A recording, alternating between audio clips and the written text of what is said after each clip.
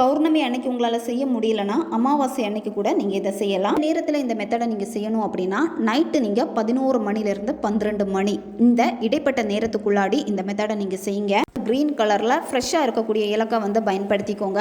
இடது கை உள்ளங்கையில் சரிங்களோ அந்த நபருடைய பேரை வந்து எழுதுங்க. 786 இந்த நம்பரை வந்து நீங்கள் எழுதணும். அடுத்து நீங்கள் என்ன பண்ணணும் அப்படின்னா நீங்கள் எடுத்து வச்சிருக்கக்கூடிய அந்த ஏலக்காவை வந்து நீங்கள் இப்போ பேர் எழுதி வச்சுருக்கீங்களா இடது கை உள்ளங்கை அந்த இடத்துல நீங்கள் வச்சுட்டு கையை நல்லா டைட்டாக இறுக்கமாக நீங்கள் மூடிக்கணும். பர்சன் அதே காதலோட எப்பவும் போல் உங்ககிட்ட ரொம்ப அன்பாக பேசுகிறாங்க, நீங்கள் தான் வேணும், நீங்கள் தான் அவங்களுக்கு ரொம்ப ரொம்ப இம்பார்ட்டண்ட்டான பர்சன் அப்படின்னு அந்த பர்சன் எப்படி நீங்கள் வரணும்னு ஆசைப்பட்டீங்களோ அதே மாதிரி வந்துட்டாங்க.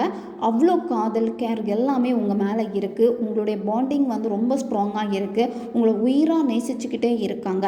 இந்த மாதிரி அவங்க கூட இருக்கிற மாதிரியே அதை நீங்கள் உங்களுடைய விசுவலைசேஷனில் கற்பனை பண்ணிக்கிட்டே இருக்கணும். கண்களை மூடிட்டு இப்போ நீங்கள் தண்ணி எடுத்து வச்சுருப்பீங்கல்ல அந்த தண்ணியில் உங்களுடைய வலது கை மோதிர விரலை மட்டும் உள்ளாடி நீங்கள் வைக்கணும். நீங்கள் ரிப்பீட்டடாக சொல்லுங்கள் 786. கவுண்டிங் முக்கியம் கிடையாது. குறைஞ்சது நீங்கள் 10 நிமிஷமாச்சும் சொல்லணும். அந்த தண்ணியை வந்து நீங்கள் குடிச்சிடணும். அந்த ஏலக்காவை நீங்கள் என்ன பண்ணணும் அப்படின்னா ஒரு பேப்பரில் வச்சு எரிச்சிருங்க. அது சாம்பல் ஆகணும். அந்த சாம்பலை வந்து உடனே காற்றில் ஊதி விட்டுருங்க.